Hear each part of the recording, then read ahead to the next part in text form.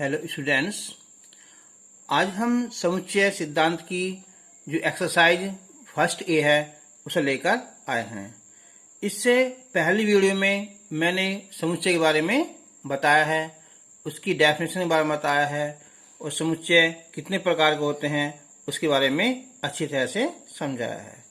और मुझे उम्मीद है जिस बच्चे ने वो देखी होगी उसकी वो काफ़ी समझ में आ गई होगी। तो मैंने बताया था कि एक्सरसाइज को करने से पहले उस वीडियो को देखना जरूरी है।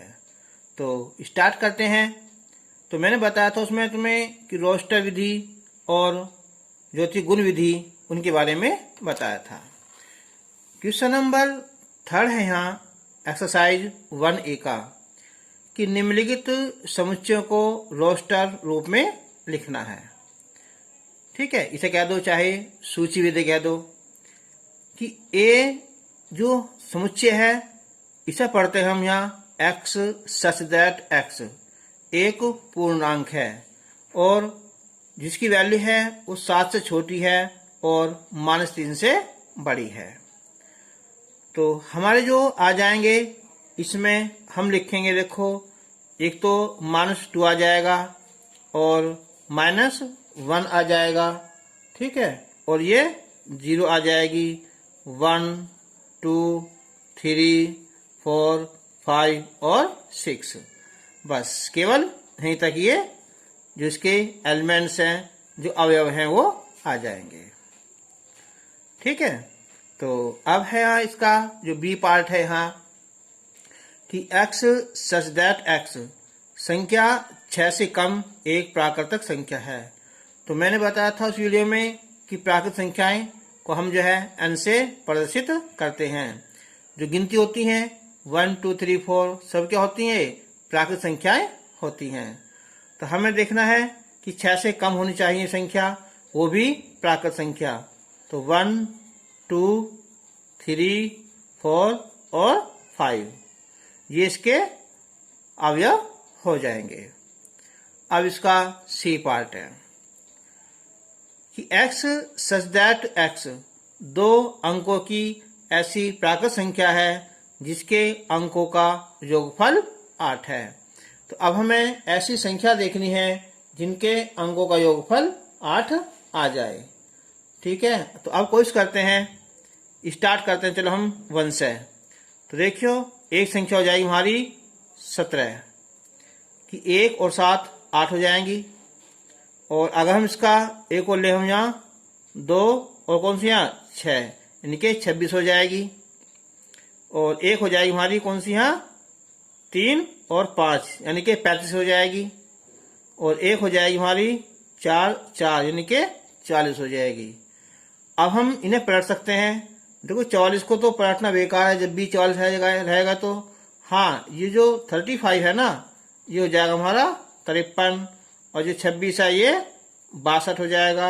जो 17 है ये कितना हो जाएगा, है ये 71 हो जाएगा। ठीक है, और एक संख्या और आ जाएगी ये 80।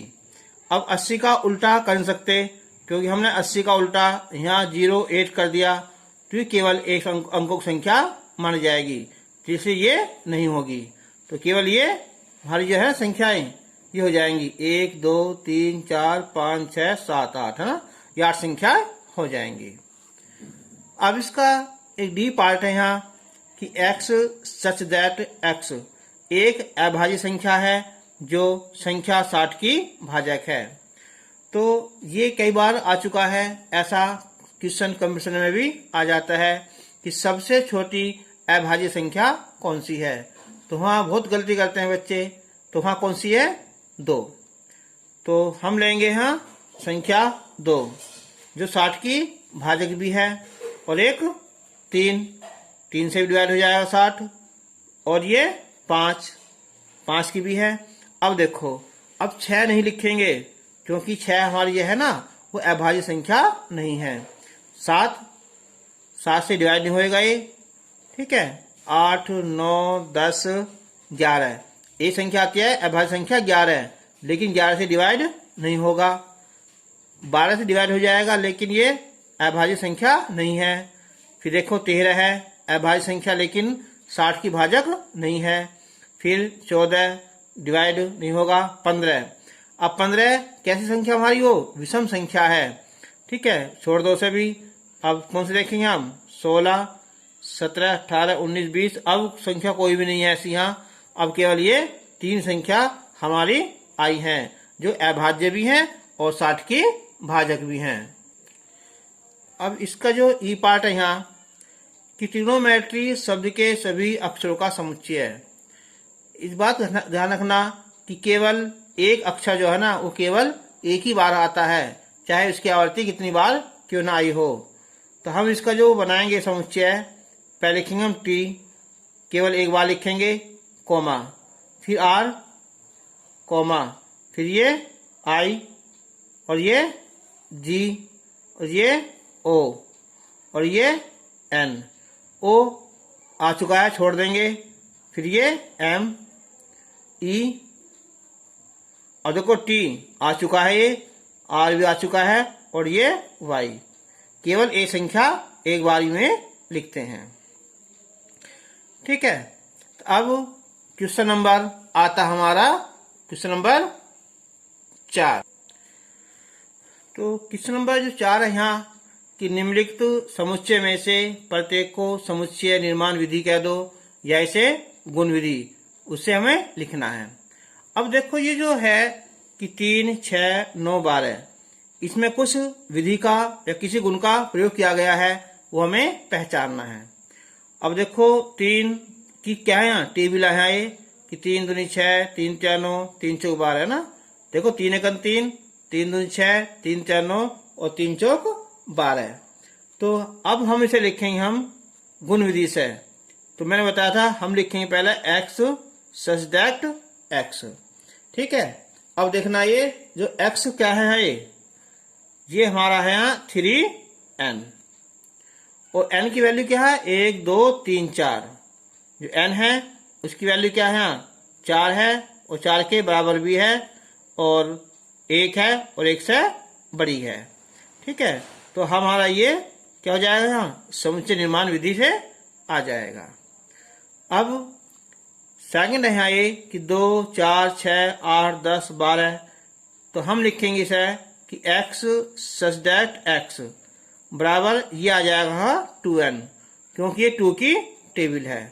ठीक है, अब यहाँ क्या है जो n है क्या है ये 2 का n जो है 2 का गुणज है। ठीक है, तो हम इसे तो क्या है n क्या है 2 का गुणज है। अब है देखो 2 4 8 16 32। अगर हम इसे देखें यहाँ 2 की घात 1 है, 2 की घात 2 है, 2 की घात 3 है, 2 घात 4 है, और ये 2 की घात 5 है। ठीक है, तो हम जो लिख सकते हैं हम कि x सच दैट x, ये क्या हो जाएगा यहाँ 2 की पावर n, 1 2 3 4 5। तो n क्या है यहाँ n की वैल्यू ये हमारी यहाँ 5 है, और 5 से छोटी है, और लेकिन क्या है यहाँ 1 है या 1 से बड़ी है। अब ऐसे ही आ गया हमारा कि 5 25 125 और ये 625। तो इसे लिख देंगे हम यहाँ कि x सच दैट x बराबर 5 की घात n। अब n की वैल्यू 1 2 3 4। ठीक है, 4 है या 4 के बराबर है, और ये 1 और 1 से बड़ी। तो हो जाएगी हमारी यहाँ समुच्चय निर्माण विधि कह दे। अब देखो यहाँ तो 1/2 2/3 3/4 4/5। तो ऊपर क्या है 1 2 3 4। ठीक है, तो x बराबर क्या n हो जाएगा यहाँ, लेकिन नीचे के यहाँ 2 3 4 5 1 यहाँ ज्यादा है।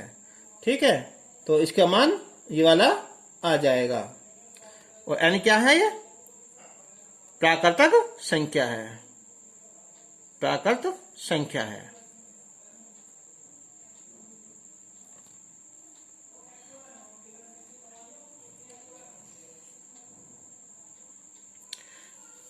अब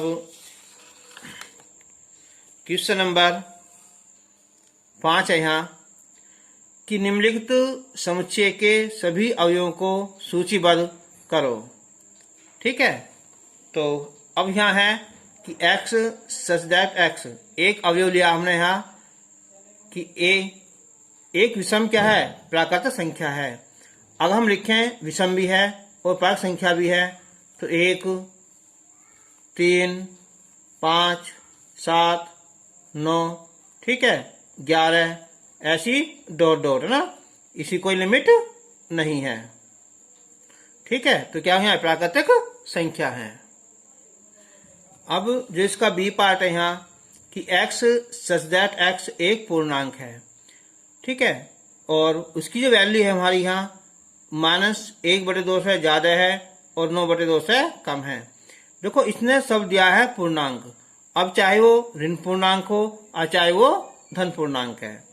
ठीक है, इसने कोई नहीं बताया कि धन पूर्णांक है या ऋण पूर्णांक है। लेकिन अब देखो जब हम पूर्णांक लेंगे तो पूर्णांक क्या आता है हमारा, 1, 2, 3, 4, 5 है ना, ये संख्या आती है। तो अब देखो यहाँ जब आधे से बड़ी संख्या लेंगे तो 1 आएगी, और यहाँ जब भाग करेंगे 2 चौक 8, ये आएगा 4 से 1/2। ये तो पूर्णांक होता नहीं है तो केवल 4 आ जाएगा ना, 5 नहीं आएगा। अगर 5 ले लिया तो इसकी वैल्यू इससे ज्यादा आ जाएगी। तो कौन सी आएगी यहाँ, ये 1, 2, 3 और केवल 4। ठीक है, ये आ जाएंगे। अब इसका सी पार्ट है यहाँ कि x सच दैट x क्या है, यहाँ एक पूर्णांक है और x² की वैल्यू जो है वो 4 है या 4 से कम है। अगर हम इसे सोल्व करते हैं यहाँ तो x² 4 ले लिया तो x की वैल्यू 2 आ जाएंगी, +2 भी और -2 भी। ठीक है, अब हम इसका क्या काम करेंगे, वो लेंगे हम इसकी वैल्यू लेंगे, a को ले सकते हैं हमारा वैल्यू यहाँ। तो अब जो स्क्वायर है उसकी वैल्यू क्या आनी चाहिए, 4 से कम। तो 4 से कम तुम्हारी क्या आ जाएगी, यहाँ इसका वर्ग होएगा तो 0 भी आ जाएगी। ठीक है, और 1 आ जाएगा और -1 आ जाएगा। ठीक है, तो 0 हो जाएगी या -1 -2 हो जाएगा और ये 2 आ जाएगा। ठीक है, तो हम लिख देंगे यहाँ, देखो यहाँ क्या आ जाएगा, ये -2 भी आ जाएगा, -1 आ जाएगा, 0 आ जाएगा और ये अब 1 भी तो आएगा, +1 भी और +2 भी।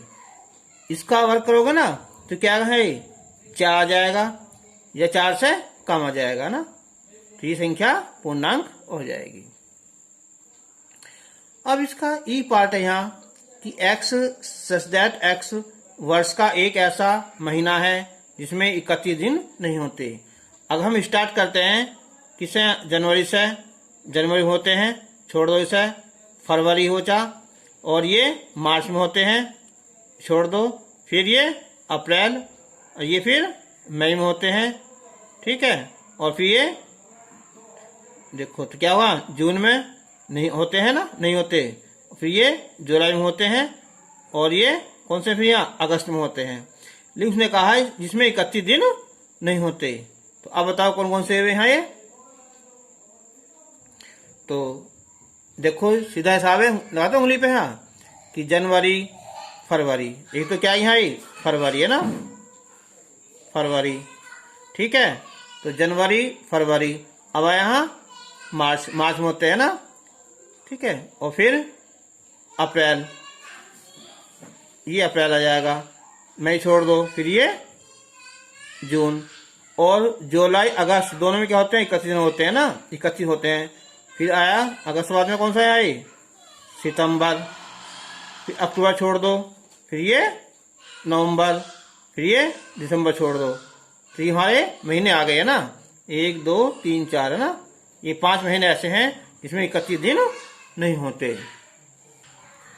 अब इसका क्वेश्चन नंबर 6 है यहाँ ये कि समुच्चय x such that 3x² - 12x = 0। अगर देखो हम यहाँ से सोल्व करते हैं यहाँ कि 3x² - 12 = 0, तो हम यहाँ 3 कॉमन निकाल लेंगे।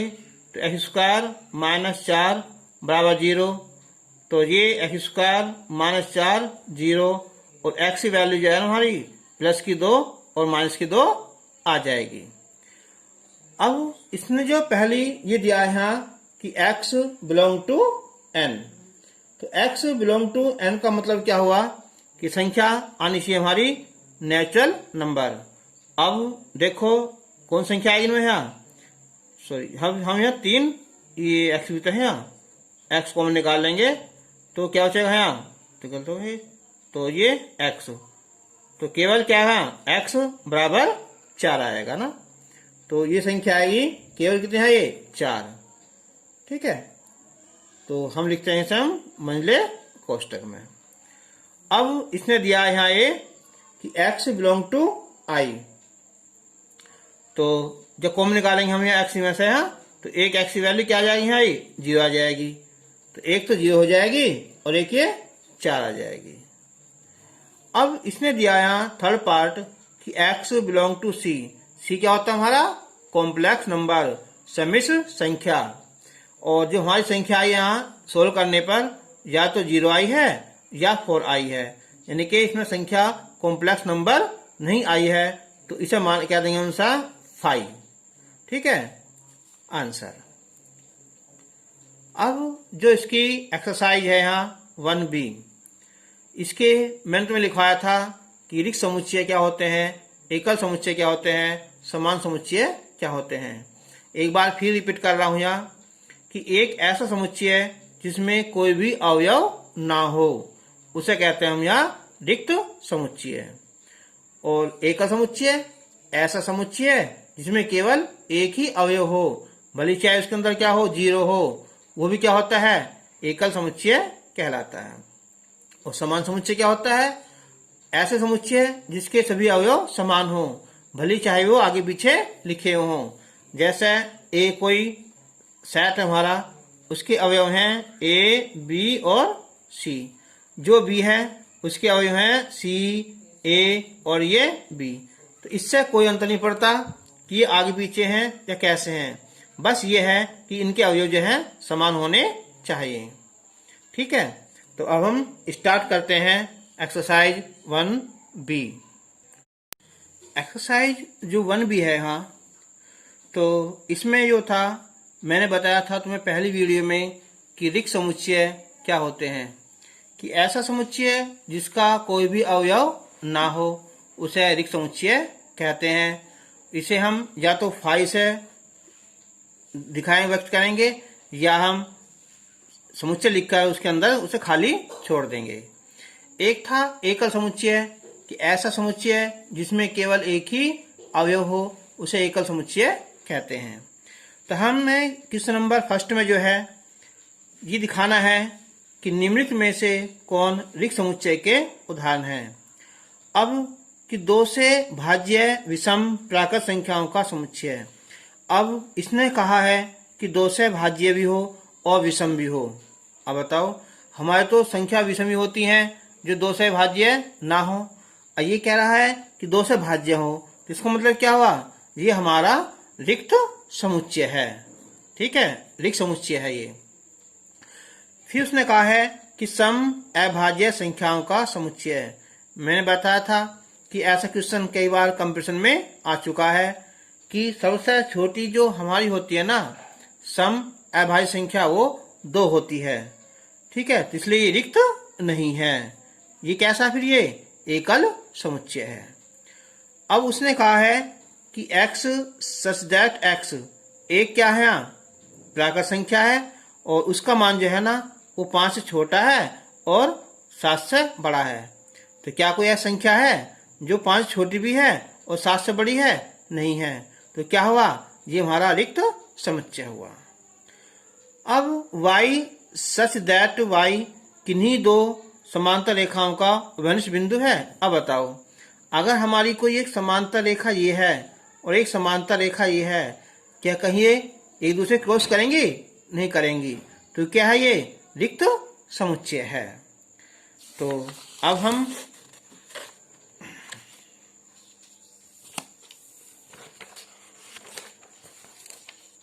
क्वेश्चन नंबर 2 है यहाँ कि रिक्त समुच्चय एवं एकांकी समुच्चय छांटिए। एकांकी का मतलब है यहाँ एकल समुच्चय से।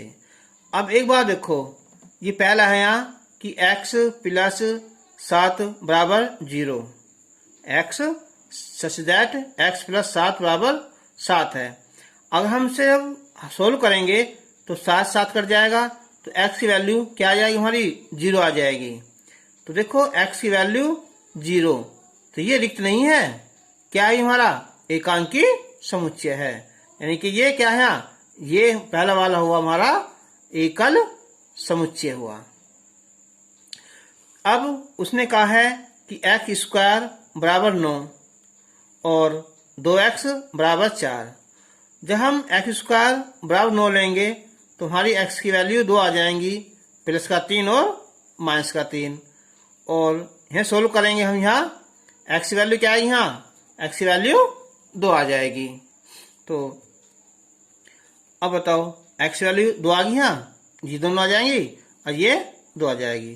तो क्या है हमारा, ये है रिक्त समुच्चय। क्योंकि स्क्वायर जो है देखो सोल्व करने से क्या आ गया हमारा 2 तो आ गया, लेकिन उसका स्क्वायर जो है 9 नहीं आएगा। तो क्या हुआ हमारा, ये हो जाएगा दूसरा वाला रिक्त समुच्चय हो जाएगा। अब हमारा थर्ड कि x सच दैट x एक समपूर्णांक भी है और अभाज्य भी। हाँ, कौन से वो मैंने बताया था, वो संख्या कौन सी हमारी 2 है। तो क्या है हमारा ये एकल समुच्चय हुआ। अब उसने कहा है फोर्थ यहाँ कि x such that x belong to n। n क्या होता है, नेचुरल नंबर, प्राकृतिक संख्याएं, और इसकी वैल्यू कभी भी 1 से कम नहीं हो सकती। तो क्या है ये हमारा रिक्त समुच्चय हो जाएगा। अब है यहाँ कि x सच दैट x एक क्या है, यहाँ वास्तविक संख्या है। अब एक बार देखो, जो x स्क्वायर प्लस 4 बराबर 0 तो बराबर -4 आया, तो x की वैल्यू क्या आ जाएगी हमारी √4। और मैंने बताया था तुम्हें यहाँ कॉम्प्लेक्स नंबर में क्या किसे लिख सकते हैं हम, -1 गुना 4, और यह था -1, ये होता है हमारा i स्क्वायर। ठीक है, तो इसकी वैल्यू क्या आ जाएगी हमारे यहाँ 2i। तो क्या है हमारी ये अवास्तविक संख्या है, ये काल्पनिक संख्या है। तो क्या है ये हमारा वास्तविक संख्या नहीं है। तो यह होगा हमारा रिक्त समुच्चय हुआ। अब क्वेश्चन नंबर 3 है यहाँ कि परिमित एवं अपरिमित समुच्चय छांटिए। तो मैंने फिर पहली वीडियो में बताया था कि परिमित समुच्चय क्या होते हैं। तो ऐसा समुच्चय जिसके अवयव गिनती हम कर सकते हैं, उसे कहते हैं हम परिमित समुच्चय। जैसे क्या होता है कि वर्ष में महीनों समुच्चय पता है कितने होते हैं, 12 होते हैं। सप्ताह में दिनों का समुच्चय पता है कितने होते हैं, 7 होते हैं। या अंग्रेजी वर्णमाला के अक्षर समुच्चय क्या होता है, पता है 26 होते हैं। तो ये होते हमारे परिमित समुच्चय होते हैं। अब उसने कहा है कि x अक्ष के समांतर रेखाओं का समुच्चय। अब बताओ, जो हमारा x अक्ष हो जाएगा और ये y अक्ष, तो इसके समांतर क्या, ये तो बहुत सारी जाएंगी। तो क्या हमारा ये हुआ हमारा अपरिमित। कौन सा यहाँ अपरिमित समुच्चय हुआ। अंग्रेजी वर्णमाला के अक्षर समुच्चय 26 होते हैं। तो क्या है हमारा ये परिमित हुआ। उन संख्याओं का समुच्चय जो 5 के गुणज हैं, 5, 10, 15 चल जाएगा अनंत तक। तो क्या हुआ ये हमारा अपरिमित हुआ। पृथ्वी पर रहने वाले जानवरों समुच्चय संख्या निश्चित है, वैसे तो नहीं है, लेकिन कहते हैं कि 84 लाख जो योनि है। तो क्या हमारा ये एक परिमित हो जाएगा। मूल बिंदु 0 से होकर जाने वाले वृत्तों का समुच्चय।